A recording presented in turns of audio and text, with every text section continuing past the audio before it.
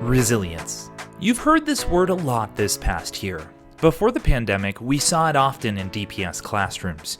This past year, though, resilience feels tougher to nail down or describe because it's in almost everything we do. Super bien. Okay. Particularly everything a teacher does. Okay, son un grupo de. Teachers have shown so much flexibility, and students have too. Annashay Salas is a reading intervention teacher at Goldrick Elementary School. For her, resilience is about keeping community together when community can't meet in person. Community meeting is one space that we have to really come together because since we can't, have these big group events where we get to see everyone. Welcome to community meeting! I had put the whole first slideshow together and I was getting ready to film it. We have this awesome panther stuffed animal, Preston, and I was like, you know what? I'm gonna have Preston do it. Hey, Goldrick Panthers, happy Friday! It's me, Preston! Made him a funny voice, and it just went from there. Started doing costumes on him, and the kids started writing him questions and fan mail. Kids will come up to me and be like, "We know it's you, being Preston," and I'm like, I don't know. I think he uses my room for sure. I can see paw prints all over my computer in the mornings, and they're like, And we want to celebrate our amazing multilingual learners.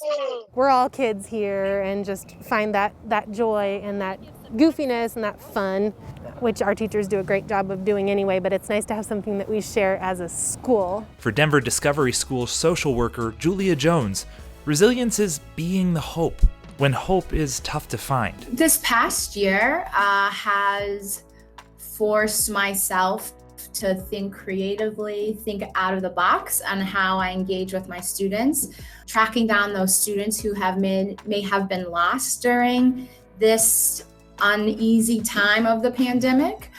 So it has got me to think differently and more on a one-to-one, heart-to-heart connection.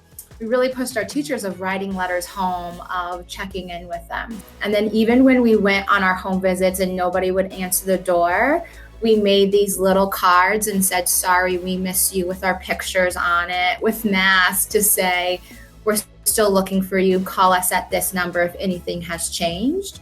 Really just being able to go past my comfort zone of doing a welfare check or my comfort zone of calling mom, but really pushing past to say, I'm here and I'm gonna continue to be here until you're ready to show up. That's something Farrell B. Howell school nurse Richard Ruthersby has been reflecting on as well. Not only physical well-being, but their emotional well-being as well is so important right now during the time of COVID. This is one of the projects that I spearheaded, which looks at different sayings and affirmations that kids can look into the mirror and read back to themselves to build self-esteem and confidence. These words may be some of the few positive words that we hear as students, as adults, as humans. As a health authority in the school setting, it was my responsibility to provide them 9, 10, the best information based on evidence and science.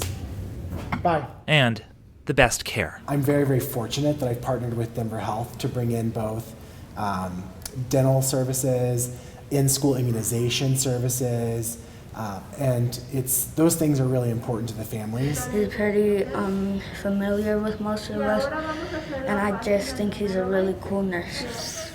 Okay, we try to bring those resources to the families and where they are. I think that next year is going to be really impactful that we can bring that back and increase those numbers of vaccinations in our kids, increase the referrals for dental services for our kids. And I'm looking forward to that. Numero 5. 3 definitions of resilience in the eyes of 3 educators who live it out every day. But when I hear the word resilience, for myself, I hear the word hopeful. I'm really fortunate that as a school nurse, I'm learning a whole new way of nursing. Whatever happens, we'll get through it with, hopefully with a little bit of grace and a lot of kindness. For Denver Public Schools, I'm Ben McKee.